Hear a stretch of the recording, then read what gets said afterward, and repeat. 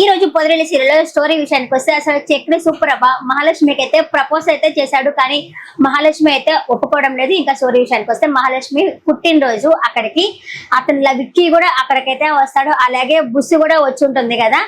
ఇంకా బుస్సు వాళ్ళని చూసి పెద్ద వచ్చేసి కన్నాతో అంటాడు, అబ్బా చూడరా ఎంత బాగున్నారో, మేడ్ ఫర్ ఈచ్ అదర్ లాగా ఉన్నారు, చూడముచ్చటగా ఉన్నారు, ఒకరి కోసం ఒకరు పుట్టినట్టున్నారు అని చెప్పి అనేసరికి కన్నా ఉండి మీకోసము పుట్టిన ఆమె ఎక్కడుందో ఎప్పుడు వస్తుందో అనే సమయానికి మనీషా వస్తుంది. మనీషా వచ్చి నేను లోపలికి రావచ్చా అంటే వీళ్ళకి హిందీ రాదు కదా, చక్రికి గాని మాధవకి గాని. మాధవ ఉండేసి జావో జావో అంటారు. అప్పుడు మనీషా ఒకరి ఫేస్ ఒకరు చూసుకుంటారు. మనీషా వాళ్ళ అన్న అతను ఉండి చక్రి ఉండి జావో జావో కాదు కావో కావో అనాలి అనేసరికి ఇంకా బుస్ ఉంటుంది కదా, బుస్ అంటుంది జావో కాదు ఆవో కావో కాదు ఆవో అనాలి అనేసరికి అదే ఆవో ఆవో అంటే ఇంకా అమ్మాయి వచ్చి మహాలక్ష్మికి బర్త్డే విషెస్ తెలుపుతుంది. ఇంకా బుస్ వచ్చేసి కేశవతో అంటుంది, ఎవరా అమ్మాయి అంటే ఇంకా మా అన్నయ్యతో పాటు పనిచేస్తున్నాడు అతని వాళ్ళ చెల్లెలు అంటే, ఓ అవునా అయితే అమ్మాయిని మీ అన్నయ్యకి సెట్ చేసేయచ్చు కదా అంటే, ఉషు కామ్ గా ఉండు వాళ్ళు విన్నారంటే బాగుండదు అని చెప్పేసి అయితే అంటాడు. ఇంకా ఈ అమ్మాయింది కదా మనీషా వచ్చేసి వాళ్ళ పెద్దతో షర్ట్ చూసి నీ షర్ట్ బాగుంది అంటుంది, అలాగే అతను కూడా నీ డ్రెస్ కూడా బాగుంది అనేసి అయితే మాట్లాడతారు. ఇక అయితే ఇంకా చక్రి అయితే మహాలక్ష్మిని పలకరించడానికి ట్రై చేస్తా ఉంటాడు. వచ్చేసి ఏమండి ఎలా ఉంది, డెకరేషన్ బాగుందా, మీకు ఏ కేక్ అంటే ఇష్టమో అంటాడు. ఈ అమ్మాయికి అయితే ఒళ్ళు మంటతా ఉంటుంది. మహాలక్ష్మికి మాట్లాడాలంటే మాట్లాడదు. ఇంకా ఈ లోపల నారాయణ వస్తాడు. వచ్చేసి అందరూ జంటలుగా ఉన్నారు కదా, వీళ్ళందరినీ చూసి అబ్బా ఏంద్రో ఇంత జంటలుగా ఉన్నారు, నాకు తెలియకుండా ఏమైనా పెళ్లి చేసుకొని వచ్చారా అనేసి కన్నాని అడుగుతాడు. చిచి లేదంటాడు. చీ ఏంట్రా పెళ్లి చేసుకొని వస్తే ఇంకా బాగుంటుంది కదా, చూడు ఎంత పద్ధతిగా ఉన్నారు జంటలుగా అని చెప్పేసి అంటాడనమాట. అనేసరికి మనీషా నీకు తెలిసిన ఆమె బుస్ అంటే అని చెప్పేసి ఆ శైలజని అయితే చూపిస్తాడనమాట. ఓ ఈ అమ్మాయి అని చెప్పేసి అంటాడు. ఈ అమ్మాయి అనేసరికి అందరూ ఏంటా అని చెప్పి షాక్ అయి చూస్తారు. అనేసరికి అదే ఈ అమ్మాయి కోసమా వాళ్ళ ఇంట్లో వాళ్ళు వచ్చి గొడవ పెట్టుకుంది అని చెప్పేసి అన్నాను అని చెప్పేసి అంటాడు నారాయణ.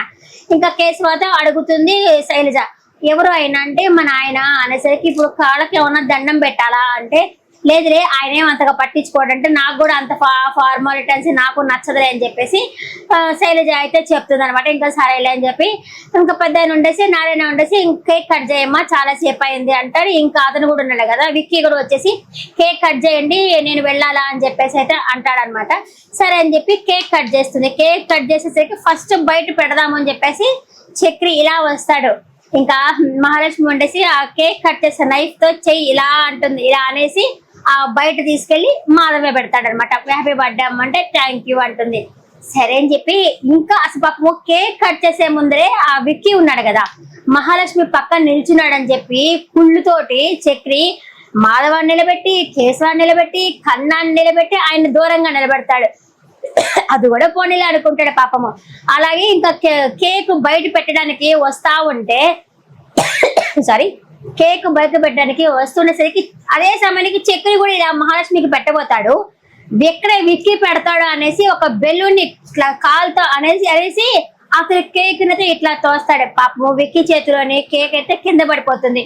ఇంకా ఆయన కూడా దూరంగా నిల్చుంటాడు. ఎందుకులే వీళ్ళ ఫ్యామిలీ కదా వీళ్ళంతా ఒకటే కదా అన్నట్టు ఆయనేమో దూరంగా నిల్చుంటాడు. ఇతనైతే ఇంకా మహాలక్ష్మికి హ్యాపీ బర్త్డే అనేసి కేక్ తినిపిస్తాడు. అప్పటికే మహాలక్ష్మి కోపంగా ఉంటుంది, నచ్చదు. సరే ఏం చేస్తాను కేక్ పెట్టాడు కదా అనేసి హ్యాపీ బర్త్డే అని చెప్పి తినేస్తుంది అనమాట. ఇంకా ఎవరి పాటిగా వాళ్ళు వెళ్ళాలి కదా. అప్పటికి కూడా పెద్ద ఆయన అంటుంటాడు, అబ్బా చూసావరా ఎంత బాగో ఎంత పద్ధతిగా ఉన్నారో చూసావా, ఎందుకంటే మీకు అందరికీ పెళ్లి అయితే ఇల్లు ఇంత హ్యాపీగా ఉంటుందా అనేసి పెద్ద ఆయన కూడా అంటా ఉంటారు. ఇంకా కన్నా ఉండేసి ఇదంతా వదిన వల్లే, వదిన మన ఇంటికి రావడం వల్లే ఇదంతా జరిగింది అనేసి కన్నా కూడా మాట్లాడతాడు. ఇంకా ఎవరి వాళ్ళు వెళ్ళిపోవాలి కదా, ఇంకా బాయ్ అని చెప్పేసి విక్కి వెళ్ళిపోతారు. అలాగే కేశవ వచ్చేసి ఈ అమ్మాయిని వదిలిపెట్టాలి కదా, బుస్సును వదిలిపెట్టాలి కదా, అమ్మాయితో వెళ్తారు. ఇంకా మనీషా వాళ్ళు కూడా వెళ్ళిపోతారనమాట. అందరూ వెళ్ళిపోయినాక చక్రి వచ్చేసి అబ్బయ్య నేను అలసిపోయానా అని చెప్పేసి వచ్చి కూర్చుంటాడు. కూర్చున్నప్పుడు కేశవ కన్న అక్కడ ఉంటారు. అంటారు పని చేయించింది మా చేత నువ్వు అలసిపోవడం ఏంటి అంటే, చేయించడం కూడా ఒక పనే కదా అని చెప్పేసి అనేది నేను అనుకున్నదంతా జరిగింది. అసలు ఇప్పుడు అనుకున్నది కూడా జరిగింది. నిన్నటి నుంచి మహాలక్ష్మికి సర్ప్రైజ్ ఇచ్చి ఇచ్చి ఇచ్చి ఒక ప్రెసెంట్ మూడ్ లో పెట్టేశాను నేను. ఇంకైతే ప్రపోజ్ చేసేస్తాను నేను. ఎవ్వరూ లేని ప్లేసెస్ కి వెళ్ళి లాంగ్ డ్రైవ్ కి వెళ్ళేసి ప్రపోజ్ చేయాలా అని చెప్పేసరికి ఇంకా కేశవ గాని కన్నా గాని అదంతా ఓకే, కానీ తన మనసులో ఏముందో తెలియదు కదా. ఇప్పుడు నువ్వు లాంగ్ డ్రైవ్ అని చెప్పి తీసుకువెళ్తావు కదా, వెళ్ళిన తర్వాత అమ్మాయి ఏమో నన్ను హాస్టల్లో వదిలిపెట్టు అని చెప్పి హాస్టల్కి వెళ్ళిపోతుందేమో, చూసుకో, ఆమె వెళ్ళనీయకుండా చూసుకో అని చెప్పేసి అయితే చెప్తారు. అది కూడా కాకుండా తన దగ్గర లైసెన్స్ లేదు, నీకు లైసెన్స్ లేదురా, సెన్స్ లేదు, ఏమీ లేదు, అలాంటిది ఎలా తీసుకెళ్తా ఉంటే లైసెన్స్ లేకపోతే ఫైన్ కడతాము అంతే కదా అన్నట్టయితే నేను తీసుకుపోతాను అని చెప్పి అంటుంటాడు. అదంతా అమ్మాయి వినింది అనుకుంటా, మనకు చూపించరు, వినిందో లేదో మనకు తెలియదు.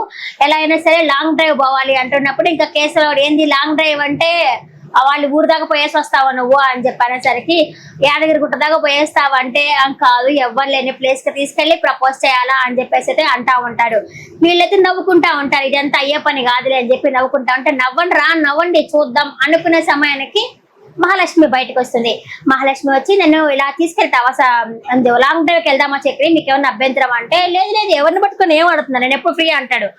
పోదామా అని చెప్పడితే పోదామా అనేసరికి సరే ఒకవేళ మీ దగ్గర లైసెన్స్ లేదు కాబట్టి ఫైన్ కట్టాలి, నేను కడతాను, నేను బండికి తీసుకొస్తాను, నేనే డ్రైవ్ చేస్తాను అంటే మీ దగ్గర కూడా లైసెన్స్ లేదు కదా అంటే అయినా పర్వాలేదు నేను ఫైన్ కడతాను, నేనే డ్రైవ్ చేస్తాను అని చెప్పి మహాలక్ష్మి అంటుంది. ఇప్పుడు చక్రి వాళ్ళ దగ్గరకు వచ్చి చూసావా ఏం దొండకాయ ఏమంటావు అని చెప్పి కన్నాని అడిగేసరికి సూపర్ కంగ్రాచులేషన్స్, పోయేసి రాపో, ఆల్ ది బెస్ట్, తిక్క తిక్కగా మాట్లాడకుండా మంచిగా మాట్లాడు అని చెప్పి కేశవ కన్న అయితే ఆల్ ది బెస్ట్ చెప్తారు. చక్రికి ఒకటి మాట్లాడబోయి ఇంకొకటి మాట్లాడబాక తనతోటి మంచిగా మాట్లాడు అని చెప్పారంటారు. సరే అనేసి అమ్మాయి బండికి అమ్మాయి డ్రైవ్ చేస్తా ఉంటుంది.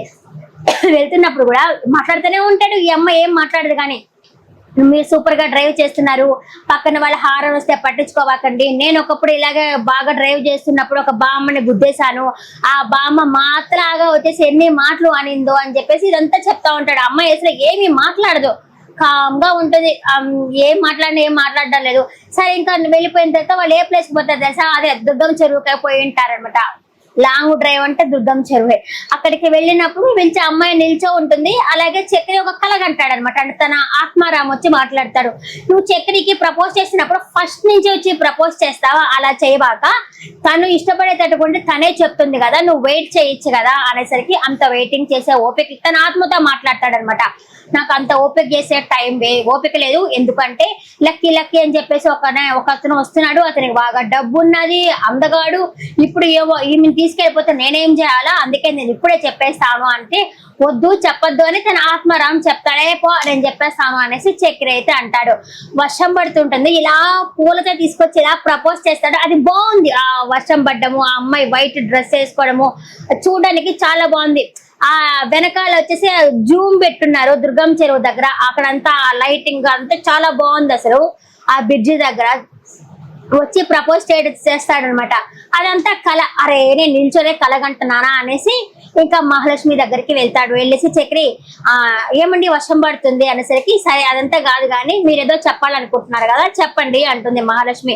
అంతే చెప్తాడు, యాదగిరి గుట్ట నుంచి నేను మిమ్మల్ని లవ్ చేస్తున్నాను, నేను అప్పటి నుంచి లవ్ చేశాను, ఇంకా సడన్ గా మనకి అనుకోకుండా అయితే పెళ్లి జరిగింది, దేవుడు నా సైడే ఉన్నా అనుకున్నాను, ఇప్పుడు మా ఇంట్లో కూడా అసలు ఎవరు ఆడదిక్క అనేది లేదు కదా, ఇప్పుడు మా ఇంటికి వచ్చిన తర్వాత నేను చాలా ఆనందపడుతున్నాను అనేసి నేను మిమ్మల్ని హస్బెండ్ గానే ఫీల్ అవుతున్నాను, మీరు కూడా నా వైఫ్ గానే ఫీల్ అవ్వండి అంటే అయిపోయిందా అని అడుగుతుంది. లేదండి ఇంకా ఉందంటే కానివ్వండి చెప్పండి అంటే ఇదిగో అంతా చెప్పేసినాక నేను హాస్టల్కి పోతాను ఆవిడ అనకూడదంటే నేనేం చేయాలో నాకు తెలుసు, మీరేం చెప్పాలో ముందు పూర్తి చేయండి అంటుంది. అదే మనము లైఫ్ లాంగ్ కలిసి ఉండాలని చెప్పి నేను అనుకుంటున్నాను అంటే అసలు నేను ఎలా ఇష్టపడతాను అనుకుంటున్నావు, నువ్వు చాలా ఫ్రాడ్ నువ్వు అనేసరికి ఏంది నేను ఫ్రాడా ఏమన్నారు అని అడుగుతాడు. ఏం విన్నారు అంటుంది. అదే నేను ఎక్కడ ఫ్రాడ్ పని చేశాను అంటే నీకు సాక్ష్యం కావాలా అంటే అంటాడు, సాక్షులు కావాలంటే అంటాడు. అయితే రండి పోలీస్ స్టేషన్కి పోదాం పదండి అని చెప్తుంది. అక్కడ పోసి మీ దగ్గర ఆధార్ కార్డు ఉంది, ఆ పెళ్ళినప్పుడు నేను ఏదో టెన్షన్ లో ఉండి ఆధార్ కార్డు ఉందో లేదో నేను గమనించలేకపోయాను అంటే ఆల్రెడీ మీరు నేను మోసం చేసినట్టే కదా, ఇప్పుడే చెప్పారు కదా, నేను అడిగే మంచిదయ్యింది మిమ్మల్ని మీరే చెప్పారు కదా ఫస్ట్ నుంచి ఇష్టపడుతున్నాను అని చెప్పి, అప్పుడు చీటింగ్ చేసినట్టే కదా. ఇప్పుడు మనతో ఈ ఫ్రెండ్షిప్ ఈ మాటలు లేకపోతే నేను మిమ్మల్ని చీటింగ్ కేసు పెట్టేసి జైల్లో పెట్టించుండే దాన్ని.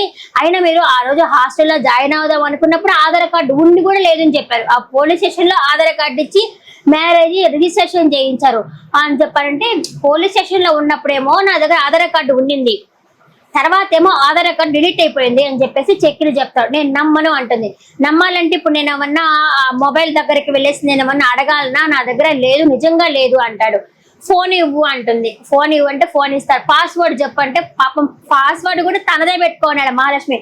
MAH అంటే ఇదంతా వినే ఓపిక నాకు లేదు, వినాలని ఇంట్రెస్ట్ కూడా లేదు, ముందు ఆ పాస్వర్డ్ కొట్టేసి ఇవ్వు అని చెప్పానంటుంది. ఫోన్ చేతిలో పెడతాడనమాట. ఫోన్ అంతా చెక్ చేస్తుంది. చేసే ఇదిగో ఫోన్ తీసుకుంటే చెప్పాను కదండి ఆధార్ కార్డు లేదు అనేసి అంటే ఆయన ముందుగానే డిలీట్ చేసేస్తున్నాడు. ఎప్పుడు అంటే ఆ పోలీస్ ఆయనతో మాట్లాడాలా, ఫోన్ నెంబర్ ఇవ్వు అని చెప్పింది కదా, ఏదో ఒకరు తనకి ఫోన్ ఇవ్వాల్సి వస్తుంది, ఆధార్ కార్డు చూసిందంటే నాతో గొడవ పెట్టుకుందని అప్పుడే ఊహించినట్టున్నాడు, ముందు జాగ్రత్త అంతే. ఆ ఆధార్ కార్డుని డిలీట్ చేసేసి ఉంటాడు. చెప్పాను కదండి అని చెప్పేసి అని అంటాడు. అనేసి మీకు మంచిగా చేశాను, ఇప్పుడు మీరు ఫ్రాడ్ చీటరు అని మాట్లాడుతూ ఉన్నారు, మీకు నేను చాలా మంచి చేశాను అంటే అసలు మిమ్మల్ని ఎందుకు లవ్ చేయాలి, ఎందుకు పెళ్లి చేసుకోవాలి ఒక్కటి చెప్పండి అని చెప్పాలంటే, మీ పిలకొండ దగ్గర నుంచి కాపాడారు అంటే అది కృతజ్ఞత అని చెప్పంటుంది. మా ఇంట్లో స్టే ఇచ్చాను కదంటే అది కూడా కృతజ్ఞతే కదా. లవ్ కి కృతజ్ఞత రెండు ఒకటే కాదు, దానికి దీనికి చాలా తేడా ఉంటుంది. ఆ లవ్ వేరే, కృతజ్ఞత వేరే అని చెప్పేసరికి ఆయన నీ పిలకొండ కాపాడాను తీసుకొచ్చాను అని చెప్పేసరికి మీరు నమస్కారం అయినా నీకు ఒక దోత అన్నట్టు నువ్వు త్యాగం చేసావు, వాటన్నిటికీ థ్యాంక్స్. ఇప్పుడు నువ్వంటూ నాకు ఏదైనా మంచి చేయాలి ఏంది అంటే నాకు విడాకులు ఇచ్చేయడమే కావాల్సింది అని చెప్పి అయితే అంటుంది అనమాట. అంతే పాపం ఫీల్ అవుతాడు. నేను అనుకున్నా అయ్యో పాపం ఫీల్ అవుతున్నాడా అనుకుంటే లేదు. రేపటి ఎపిసోడ్ లో ఏంది అంటే అతనికి ఆధార్ కార్డు అయితే రెడీ చేసి పోస్ట్ అయితే వస్తుంది. ఆ ఆధార్ కార్డు లో మొన్నటిదాకా డాటర్ ఆఫ్ మహాలక్ష్మి ఉండేది కదా, ఇంకోసారి వచ్చేసి వైఫ్ ఆఫ్ మహాలక్ష్మి ఉంటుంది అనమాట. అంతే ఇంకా ఆ పిల్లకి కోపం వస్తుంది, మహాలక్ష్మికి కట్టేసి కొడుతుంది అనుకుంటా రేపటి ఎపిసోడ్ లో. చక్రి దగ్గర నాకు నచ్చింది ఏంటంటే నెవర్ గివ్ అప్ పాలసీ. అబ్బా మహాలక్ష్మి చీ అన్నా చా అన్నా తన ప్రేమను సంపాదించుకోవాలి అని చెప్పేసి తన కోసం ఆరాట పడుతున్నాడు చూసావా, అదంటే అదే నాకు నచ్చింది. కోవే తొక్క అనకుండా ఆ అమ్మాయి ప్రేమ కోసమే తప్పిస్తున్నాడు. అక్కడికి ఫోన్ లో కూడా తన పాస్వర్డే పెట్టుకున్నాడు కదా, నిజమైన ప్రేమ అంటే అదేనేమో అన్నట్టు అనిపించింది. ఈ రోజు ఎపిసోడ్ మీకు ఎంతమందికి నచ్చింది దాని మీద మేబీ ప్రైమ్ కమెంట్ సెక్షన్ లో కమెంట్ చేయండి. నెక్స్ట్ వీడియో మళ్ళీ కలుస్తాను. టాటా బాబాయ్ నమస్తే.